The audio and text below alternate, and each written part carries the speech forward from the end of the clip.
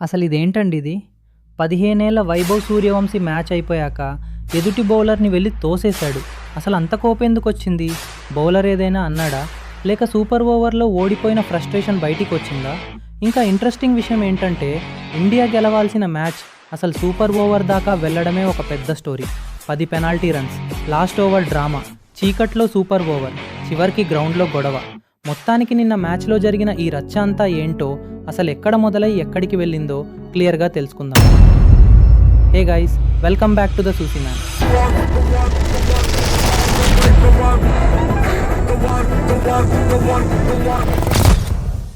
అసలు ఈ గొడవ దాకా మ్యాచ్ ఎలా వచ్చిందనే తెలుసుకోవాలంటే మొదటి నుంచి చూడాలి. మొదట బ్యాటింగ్ చేసిన ఇండియా 265 పరుగులు చేసింది. స్కోర్ చూస్తే బాగానే అనిపిస్తుంది, కానీ ఒక టైంలో పరిస్థితి అంత ఈజీగా లేదు. టాప్ ఆర్డర్ కాస్త తడబడింది. అక్కడే సూర్యాంశ్ షెడ్గే, విప్రాజ్ నిగమ్ ఇద్దరూ కలిసి ఇన్నింగ్స్ని నిలబెట్టారు. ఒకవైపు వికెట్లు పడుతున్నా ఈ ఇద్దరూ మాత్రం మ్యాచ్ని తిరిగి ఇండియా వైపు తీసుకొచ్చారు. సూర్యాంశ్ అద్భుతంగా బ్యాటింగ్ చేసి 72 పరుగులు చేశాడు. విప్రాజ్ నిగమ్ కూడా హాఫ్ సెంచరీ కొట్టాడు. ఇద్దరి పార్ట్నర్షిప్ వల్లే ఇండియా 265 వరకు చేరగలిగింది. ఇక్కడ వరకు అంతా బాగానే ఉంది, కానీ మ్యాచ్లో అసలు టర్నింగ్ పాయింట్ స్కోర్ బోర్డ్ మీద కనిపించని విషయం. విప్రాజ్ నిగమ్ రన్స్ తీసేటప్పుడు పిచ్ మధ్యలో ఉన్న డేంజర్ ఏరియాలో పలుమార్లు పరిగెత్తాడట. మొదట ఎంపైర్లు వార్నింగ్ ఇచ్చారు, సరే అనుకున్నాం. మళ్ళీ అదే జరిగింది, మళ్ళీ వార్నింగ్ ఇచ్చారు, అయినా మార్పు లేదు. దాంతో ఎంపైర్లు పెనాల్టీ రన్స్ విధించారు. ఒక్కసారి కాదు, 2 సార్లు. అంటే మొత్తం 10 పెనాల్టీ రన్స్ శ్రీలంక ఖాతాలో పడ్డాయి. ఇప్పుడు ఇక్కడ ఒక చిన్న విషయం గుర్తుంచుకోవాలి. ఇండియా 265 చేసినా శ్రీలంక చేజ్ మొదలయ్యేలోపే వాళ్ళ స్కోర్ 10/0లా మారిపోయింది. అంటే ఒక రకంగా చెప్పాలంటే ఇండియా తనకే తనే ఇబ్బంది తెచ్చుకుంది. ఇక శ్రీలంక చేజ్ మొదలైంది. వాళ్ళు కూడా చాలా కాన్ఫిడెంట్గా ఆడారు. ముఖ్యంగా సదీర సమరవిక్రమ ఇన్నింగ్స్ చాలా కీలకమైంది. ఒక ఎండ్లో నిలబడి మ్యాచ్ని శ్రీలంక వైపు తీసుకెళ్తున్నాడు. ఒక స్టేజ్లో చూస్తే శ్రీలంక ఈజీగా గెలుస్తుందని అనిపించింది. కానీ అక్కడే ఇండియా బౌలర్లు గేమ్లోకి తిరిగి వచ్చారు. మధ్య ఓవర్లలో వికెట్లు తీస్తూ మ్యాచ్ని మళ్ళీ బ్యాలెన్స్ చేశారు. అయినా చివరికి శ్రీలంకకే అడ్వాంటేజ్ ఉంది. లాస్ట్ ఓవర్లో గెలవటానికి కేవలం 5 పరుగులు మాత్రమే కావాలి. క్రికెట్లో సాధారణంగా చూస్తే 5 రన్స్ అంటే చాలా చిన్న టార్గెట్. చాలామంది అప్పటికే మ్యాచ్ అయిపోయిందని అనుకుని ఉంటారు. కానీ హర్షద్ ఖాన్ అద్భుతంగా బౌలింగ్ వేశారు. ప్రతి బాల్తో ప్రెషర్ పెంచాడు. బ్యాటర్లను పెద్ద షాట్లు ఆడనివ్వలేదు. చివరికి లాస్ట్ ఓవర్లో కేవలం 4 పరుగులు మాత్రమే ఇచ్చాడు. అంతే, మ్యాచ్ టై అయిపోయింది.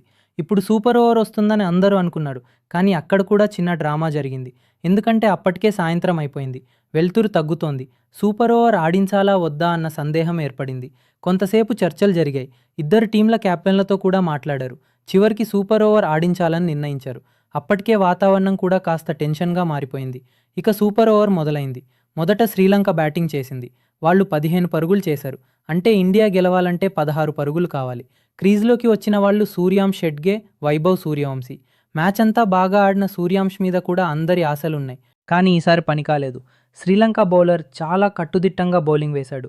ఇండియా 9 పరుగుల దగ్గరే ఆగిపోయింది. అంతే, శ్రీలంక మ్యాచ్ గెలిచింది.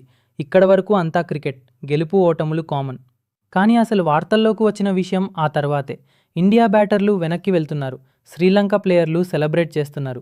ఆ సెలబ్రేషన్స్ మధ్యలో శ్రీలంక బౌలర్ ఏదో మాట్లాడినట్టు కనిపించింది. టీవీ ఫుటేజ్లో స్పష్టంగా వినిపించకపోయినా ఏదో మాటలాటల మార్పిడి జరిగినట్టు కనిపించింది. మొదట సూర్యాంశ్ షెడ్గే వెనక్కి తిరిగి ఏదో అడిగాడు. అక్కడితో ఆగిపోతే బాగుండేది, కానీ అప్పటికే మ్యాచ్ ఓడిపోయిన ఫ్రస్ట్రేషన్, సూపర్ ఓవర్ ప్రెషర్ అంతా కలిసిపోయి ఉండొచ్చు. వైభవ్ సూర్యవంశీ కూడా అక్కడికి వచ్చాడు. మాటలు పెరిగాయి. అంతలోనే వైభవ్ నేరుగా బౌలర్ని తోసేశాడు. వెంటనే కీపర్, ఎంపైర్లు మధ్యలోకి వచ్చి ఇద్దరినీ విడదీశాడు. కొద్దిసేపు వాతావరణం టెన్షన్గా మారింది. ఆ తర్వాత ప్లేయర్లు తమ తమ దారిలో వెళ్ళిపోయారు. కానీ ఈ మొత్తం ఇన్సిడెంట్ సోషల్ మీడియాలో వైరల్ అయిపోయింది. ఇప్పుడు ఇందులో ఒక విషయం చెప్పాలి.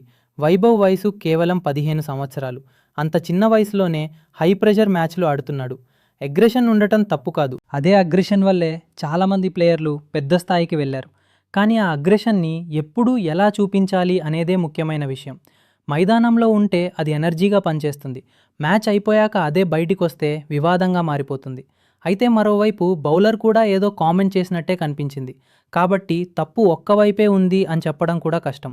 ఏదేమైనా ఈ మ్యాచ్ని గుర్తుపెట్టుకునే వాళ్ళు స్కోర్ కోసం కంటే, సూపర్ ఓవర్ కోసం కంటే చివర్లో జరిగిన ఈ చిన్న గొడవ కోసమే ఎక్కువగా గుర్తుపెట్టుకునే అవకాశం ఉంది. మరి మీకేమనిపించింది? ఇది మ్యాచ్ ఓడిపోయిన ఫ్రస్ట్రేషనా? లేక బౌలర్ ఏదైనా ఎక్కువగా మాట్లాడడంతో జరిగిన రియాక్షనా? కింద కామెంట్లో చెప్పండి. సైనింగ్ ఆఫ్ ద సూజీ మ్యాన్.